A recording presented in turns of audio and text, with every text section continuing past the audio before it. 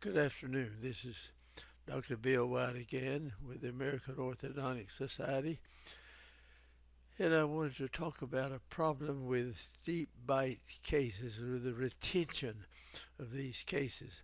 I thought I knew all about that until a few years back. I really found out about retention of deep bite cases. It'll fool you. Now, what I want you to do is we make a excellent. I'm going to show this case, and we could do this. We have a lot of ways of opening this bite, but I'm not going to talk about those today. This is a real deep bite case. I mean, you don't even see the lower anterior teeth, and it is in a class 2 relationship. And so when we open this bite, it's easy to jump it into a class 1 relation. That's not a problem. Now, one of these lower anterior teeth is worn off right here, and so you're going to have to raise it up, and it'll be thicker back here, so you make your retention back on the back will be a little different right there. There's other things about, we put blocks on and we can open the vertical or close the vertical or do a lot of things doing a deep bite case, but that's not what I want to talk about and show you today. I was really fooled on this several years ago, and I figured out what in the world it was that was causing it. I don't want to pass that on to you. Now, here we've opened the bite and we've got it sitting in there good, and there's no problem that we've got a class 1 relation now fitting right down through here. We'll show that a little more. No problem with that. Got the teeth lined up. No problem there. We have this tooth. We're pulling it out and lining it up with these other teeth, but never did get it just ideal. All right, here we've finished the case, and we put her in a real good retainer, wraparound retainer that allows the teeth to erupt into the mouth, and that's the way you want them to do, and everything went off fine. Now, this case didn't come back with this problem, but I've had a lot of them that have come back, and I understand what it is. Now, that's fitting good, and we're going to take these off, and got a bonded 3 to 3 on the bottom. Now,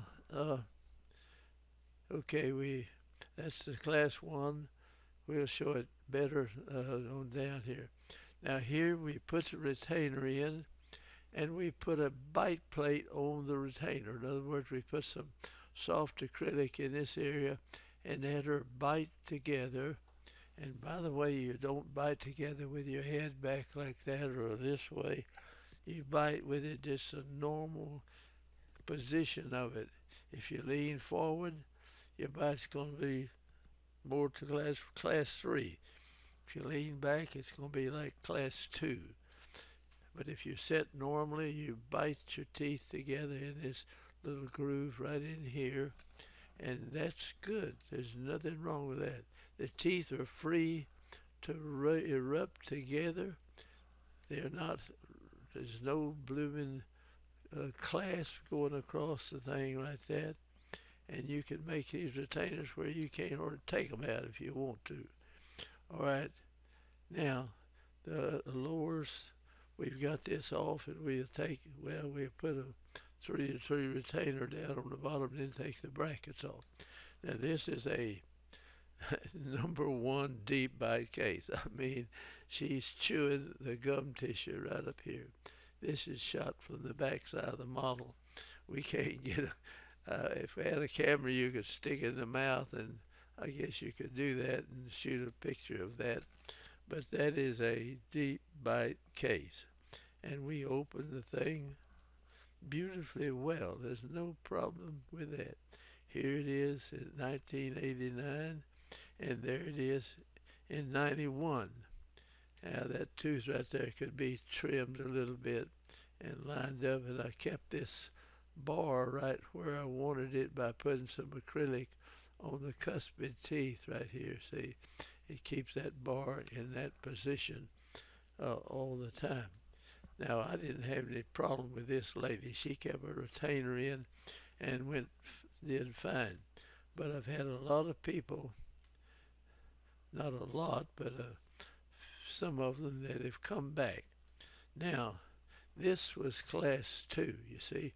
When I raised these teeth up, lowered these teeth down here, this jaw wanted to come forward, and it is forward. If we, let me erase that. Now, it is forward. You see it? These teeth fit together now, right in that spot, whereas before they didn't. That's the way the class 2 is. Now that's good treatment. This is a class 2 division 2 case with EC leaning back, and we corrected. I think we had some problem with the TMJ, and we corrected it. And that reminds me of the ridiculous, stupid way that some national speaker on TMJ did his teeth. He had a lady with problem like this and ground the blooming teeth off.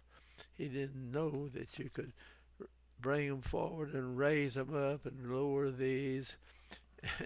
And it worked. It stopped the pain that the woman had, brought them forward. And a patient that was one of my students was in the class when he brought this lady in and did this.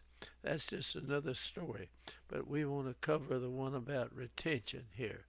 All right, we pull this in and that works. All right, there's the deep bite case, and there it is with the bite plate in there. Now, if someone leaves this retainer out, sometimes you can feel this by just taking it out during the daytime and wearing it at night. You put it in at night and your teeth hit up here and they don't hit back in the back part. But if you leave it out a week or two, you put it in and it hits up here and there's a big gap between these posterior teeth. And when you put that gap in there, in other words, it's like when I bite my teeth forward out here, I slide out here to bite something, I can't bite as hard as I can back here because the load is carried between the front teeth and the condyles back here in the back.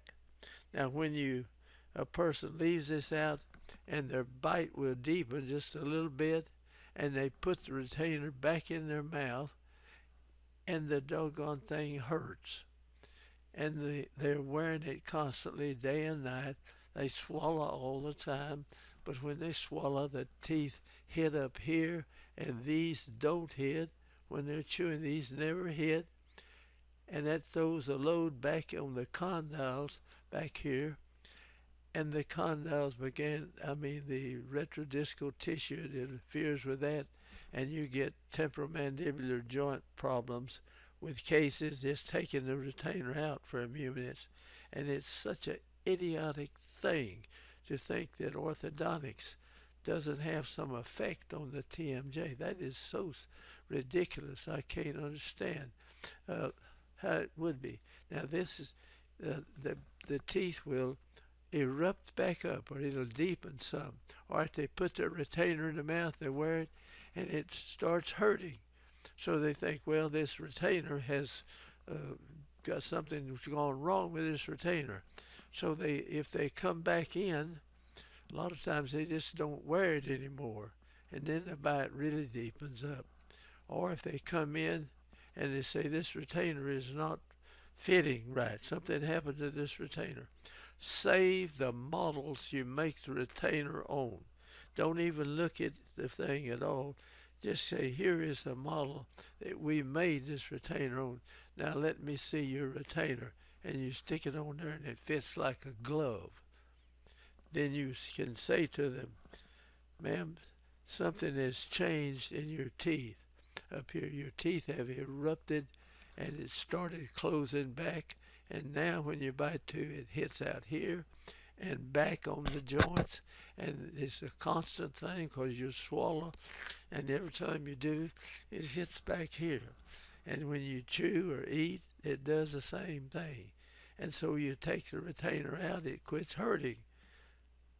And you think, well, there's something wrong with this retainer. It's not wrong with the darn retainer, it's wrong with the person that you put it on. They leave it out or they left it out and their teeth deepens, and that's what it was. So I want you to understand that one thing about retaining any kind of deep bite case. It can be just a light deep bite case. This was a bad one, I mean, and real good. Let me go through the rest of the slides on it. And here you can see it when we put the Ceph up there. This is 1988, when the 12 and 22 of 88. And the condyles, this is, I think, after we finish the case. Here's the condyle out here, you see it. And that's biting to the condyles, and here, then it moves out here when it's resting, and then it's out here.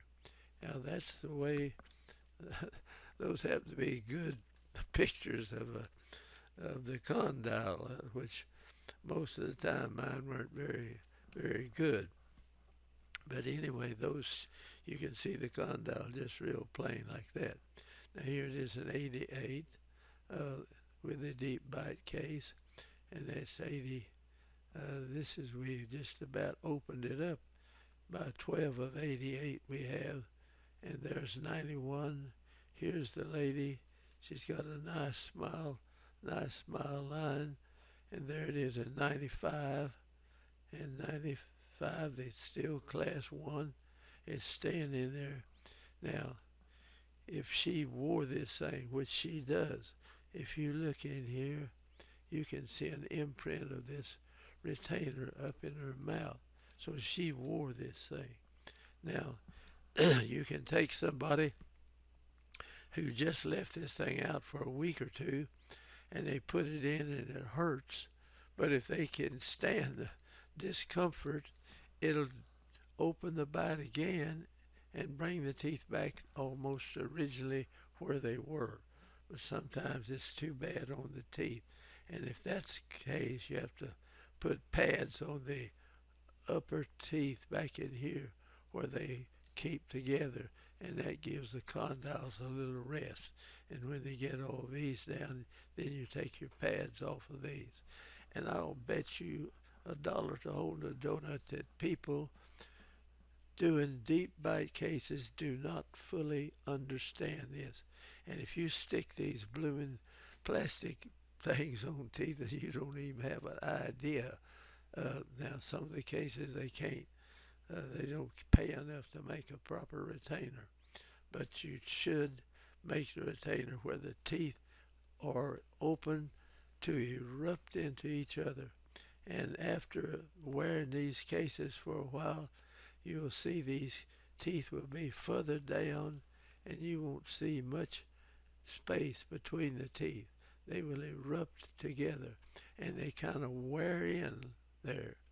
Now, I think personally, if I was going to do this over in my life, I would put bonded retention on my upper teeth and let this separate it and just have a little pad back there on the upper teeth where they came down and met, and they stopped there. Then they've left the retainer out. That would still catch the teeth.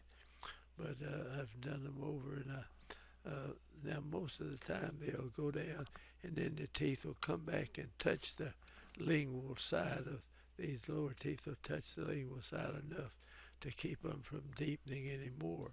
So this is a I'm talking. I can't talk very good, but I hope you understand.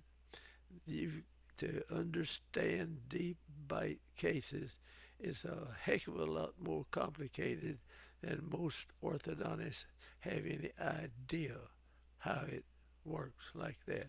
Now, I'm acting like a smart ass, but I'm sure that is. And if you know it, I apologize to you. But I'll bet you a dime to hold a donut that most people who treat orthodontic cases, especially deep bites, do not understand how that works. So I'm going to say good night and get out of here. And thank you for watching this. And I hope to goodness you get something out of it. Let me see if that's the end of the thing. That's 95. That is. Okay. Thank you for watching it. Join our deal and subscribe to our program.